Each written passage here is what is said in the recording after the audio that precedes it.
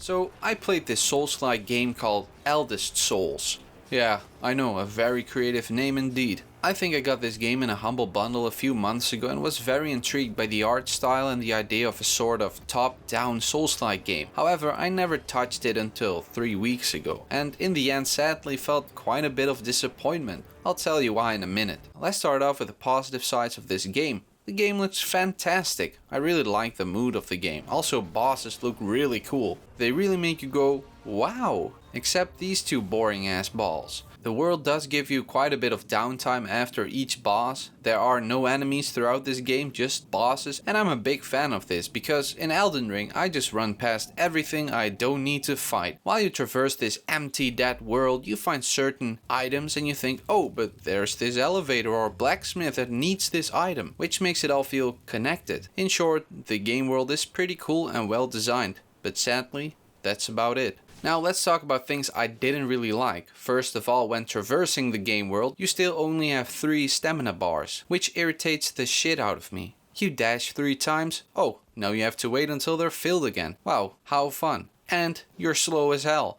This wasn't a big problem though, just an annoyance. But who gives a shit about the game world? Let's talk about gameplay. So I think the biggest problem of this game is balancing. They market it as brutally challenging, but after finishing the game I get the feeling that they couldn't correctly balance the game, so let's just call it brutally challenging. And I get it, balancing a game is, I think, one of the hardest things in game development. So to be able to hit that sweet spot like the Souls games have managed is extremely difficult. I finished this game in around 3 hours and most bosses felt extremely tedious to fight, simply because of balancing I think. Bosses will eventually just start hitting you for like 75% of your health bar and you are just tickling them with your so-called wannabe berserk sword. You're also always forced to charge your attack, making you do a lot more damage, sure, but it just adds to the tediousness of the gameplay. In my opinion, charging attacks feels like it takes a bit too long. After dying a few times, you know exactly what the boss does, and you dodge almost all their attacks. However, you just keep on slashing this sponge. To add another point about balancing, let's talk about skills. There are like 3 main skills. I experimented with all 3 and decided to mainly use the wind slide skill. And the game was actually really difficult. In fact, it was so annoyingly difficult that I was about to quit the game at the Dare God fight when that stupid thing entered phase 2. I forced myself to defeat this boss and quit, which I did. But then, someone told me to give it another chance with just the berserk skill. Well, I kid you not, the final few bosses were so extremely easy, but I was slaughtering these bosses and I had so much lifesteal. So if you play this game and are having a hard time or you're not enjoying your time, just go berserk and this game becomes extremely easy. And that's what I mean with balancing. When a different skill is so noticeably better than another, I don't think that is good balancing. I do have to edit this part a bit, so I did see someone absolutely annihilate the final boss with wind slide, so this point might also be partly my own fault, aka skill issue, but to add something else, I don't think it's necessary to add such a big skill tree to such a small game. However, in their defense, it does add some replayability, if you want to go through all that again. There are also many times where the boss goes from one side of the arena to the other and it just drags you with them, which is pretty disorienting. I wanted to exactly say how long it took me to beat the game, but when you enter New Game Plus, might I add, without me telling it to go to New Game Plus,